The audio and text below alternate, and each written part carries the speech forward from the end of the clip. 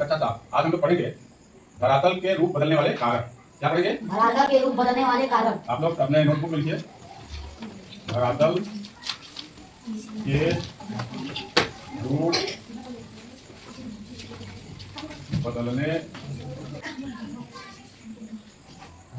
कारक।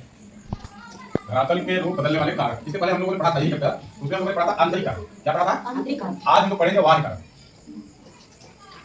बाह्य कारक आज का मेन टॉपिक है बाह्य कारक। जैसे आप लोगों ने पढ़ा कि धरती के अंदर कैसे हलचल होती है, तो धरती का रूप बदलता है ऊपर ना, हलचल नीचे होती थी और रूप ऊपर बदलता था।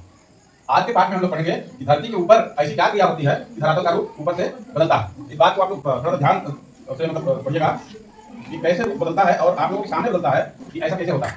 देखिए, धरातल का रूप बदलने वाले बाह्य कारकों में मुख्य रूप से जो है 3 फैक्टर है: अपक्षय, अपवर्तन, परिवहन।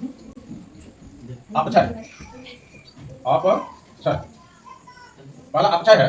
अपक्षय क्या है ये जान लीजिए। अपक्षय जैसा कि नाम है यानी क्षय। क्षय का मतलब होता है विनष्ट होना। विनष्ट होना मतलब टूटना फूटना। अपने ही स्थान पर जब चट्टानें फूटने लगती है तो उसे हम अपक्षय बोलते हैं।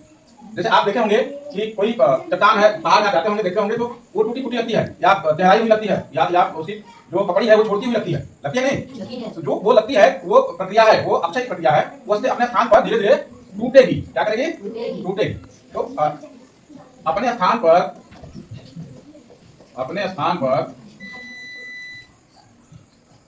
चट्टानों का टूटना, अपने स्थान पे चट्टानों का टूटना अपक्षय कहलाता है। अपक्षय कहलाता है। अपने स्थान पे चट्टानों का टूटना ही क्या कहलाता है? अपक्षय कहलाता है। ठीक है ना?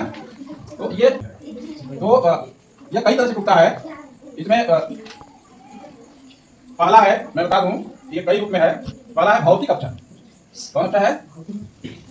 भौतिक अपक्षय। दूसरा है रासायनिक अपक्षय। ठीक है। तीसरा है, इसका 3 प्रकार, जैविक अपक्षय। जैविक अपक्षय। अपक्षय के 3 प्रकार।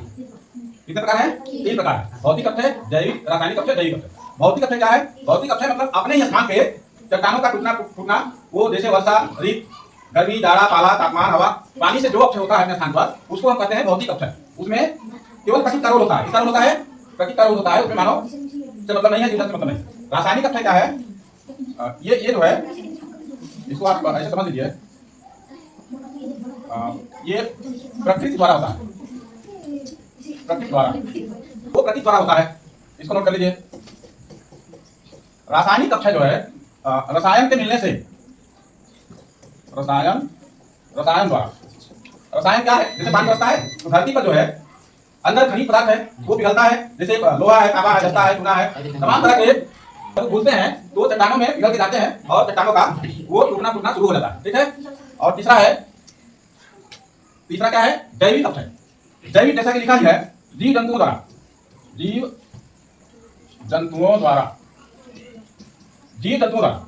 यानी चाहे वो हम हो चाहे जानवर हो, हम लोगों के द्वारा जो अपक्षय होता है, जैसे हम लोग भी पत्थर तोड़ते हैं, मिट्टी खोदते हैं, हल धोते हैं, या ट्रैक्टर से खेत धोते हैं, या जंगल में जाकर जो है खनन करते हैं, तो वो उससे क्या होता है? वो टूट होता है ना। तो वो जैविक अपक्षय जो द्वारा होता है और ये अक्षय है। और अब जो दूसरा जो आता है अक्षय के बाद अपरदन। क्या आता है? अपरदन। ठीक है ना? ये अपरदन की खास बात क्या? अपरदन हम जो पढ़ते हैं, अपरदन में एक तरह से जो है परिवहन होता है, टूटी फूटी स्थलों का परिवहन होता है। उस दौरान भी चट्टानें टूटती है। परिवहन द्वारा अपरदन मतलब परिवहन द्वारा। अब ये क्या है? जान लीजिए। परिवहन का मतलब जैसे आपके गांव नदी है, पानी बहता है, वो उसके साथ साथ छोटे छोटे पत्थर कंकड़ भी बहते हैं नहीं? तो जब वो बहते हैं तो वो आपस में टकराते हैं, लड़ते हैं, तो वो टूटते फूटते हैं ना। जब वो टूटते हैं तो एक तरह से वो भी आते हैं टूटना फूटना, तो वो परिवहन द्वारा होता है। ये प्राकृतिक रूप से है। एक स्थान से दूसरे स्थान पर जब कोई भी जाती है तो टूटती फूटती है ना, तो वो अपरदन कहलाता है। ठीक है ना? इसके बाद अपरदन के बाद जो बाह्य कारक है वो है जो मेन है, जिसको हम लोग परिवहन में आप लोग जान लीजिए कि ज्यादातर नदियों से भी होता है। इसके अलावा हम जो है उसको खुद होते हैं। तमाम तरह के चीजें हैं, प्राकृतिक रूप से हिमालय है, जैसे हिमों द्वारा या नदियों द्वारा, या खुद जो है टूटता फूटता रहता। अब आता है निक्षेपण। निक्षेपण। अब ये मेन है, अब इसको आप देखोगे तो आपको लगेगा निक्षेपण का मतलब है कोई भी चीज जब कहीं जाके रुक जाती है, जमा हो जाती है, उसे निक्षेपण कहते हैं। वो आकृति बनती है ना, जमाव, जिसको हम संक्षेप में कह सकते हैं जमाव। जैसे जो भी टूटा फूटा धरती का भाग, शहर का भाग, जो भी टूटा फूटा वो किसी के बाद जा रहा है, मानो नदियों के पानी वाला भाग जा रहा है, तो कहीं रुकेगा ना। जैसे नदी किनारे देखो मिट्टी आ जाती है, तो इसी तरह से वो पानी द्वारा, हवा द्वारा या ट्रांसपोर्ट द्वारा जैसे भी जा रहा है, कहीं इकट्ठा हो जाता है, तो वो जो है निक्षेपण कहलाता है। और यही एक विभिन्न प्रकार की आकृति का निर्माण भी करता है। जो निक्षेपण है, जमा होता है, तो ये विभिन्न प्रकार की आकृतियों का निर्माण करता है ना। यह जो है नदियों द्वारा, पवन द्वारा, ये मुख्य रूप से नदियों द्वारा, पवन द्वारा होता है। तो जो हवा निकलती है, देखते हैं धूल वगैरह बहुत उड़ता है, कभी-कभी इतना धूल उड़ता है कि देखना मुश्किल हो जाता है। तो जहाँ पे रेगिस्तान है, जहाँ पे बालू ही बालू है, वहां पे जब हवा चलती है तो वहां पे ज्यादा मात्रा में बालू जो है इकट्ठा होता है, उड़ता है हवा के साथ, तो विभिन्न प्रकार की आकृतियां बनती हैं। वो धरती के अलग अलग स्वरूप में हम उसको जानते हैं। अब इसको हम ऐसे समझ सकते हैं, जैसे पानी द्वारा जो है, ये जो जल द्वारा है, जल द्वारा जो है, जल प्रपात का नाम सुने हैं? जल प्रपात का मतलब झरना, जल प्रपात का मतलब झरना। झरना ऊपर से नीचे गिरता है, तो वहां भी चट्टानें कटती हैं, फिर वो कहीं और जाती है, उठ होता है। जल प्रपात के साथ भूमिगत जल, हिमानी, ये नदियों द्वारा जल प्रपात, भूमिगत जल, हिमानी का मतलब बर्फ। बर्फ भी जैसे बर्फीली शैलें जब टूटती हैं तो वो विभिन्न प्रकार की आकृतियां बनाती हुई आगे बढ़ती हैं, जो बर्फीले क्षेत्रों में देखने को मिलता है। पवन द्वारा भी आप जान लीजिए, पवन द्वारा क्या है? तो पवन द्वारा जो है, जो आकृति बनती है, बालुका स्तूप, छत्रक शिला, ये विभिन्न आकृतियां हैं। छत्रक शिला और इसी प्रकार समुद्री लहरों द्वारा भी, इसको समुद्री लहरें, इतने फैक्टर हैं जो विभिन्न आकृतियां देते हैं। ये पानी द्वारा जल प्रपात बनता है, भूमिगत जल बनता है, हिमानी द्वारा कई आकार की घाटी बनती है, नदी द्वारा भी आकार की घाटी बनती है, पवन द्वारा बालुका स्तूप बनता है, छत्रक शिला बनता है। तो ये विभिन्न आकृतियां होती हैं जो हम जो है धरती पर बदलते हुए देखते हैं। अच्छा, नदी द्वारा जो है डेल्टा भी बनता है। क्या बनता है? डेल्टा। ये भी जो है एक आकृति है।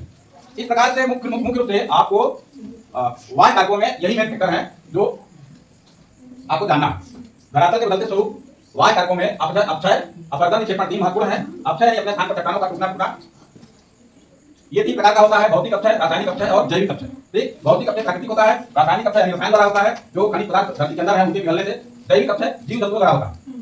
अपवर्तन मतलब परिवहन द्वारा जो टूट होती है, आकृति बनती है, उसे हम अपवर्तन कहते हैं। निक्षेपण मतलब जमाव, यह जो है नदियों द्वारा भी होता है, पवन द्वारा भी होता है, समुद्री लहरों द्वारा भी होता है और हिमानी द्वारा भी होता है। जैसे जल द्वारा जो होता है, जल प्रपात है मुख्य रूप से। भूमिगत जल यानी अंदर भी बहुत आकृतियां बनती है। पवन द्वारा बालुका स्तूप मेन है, और बालुका स्तूप के बाद जो है वो छत्रक शिला द्वारा होता है।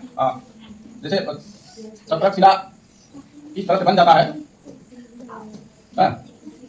तो ये जल प्रपात को आपने देखा होगा कि नदी ऐसे पानी गिरता है ना, तो वो जल प्रपात कहलाता है।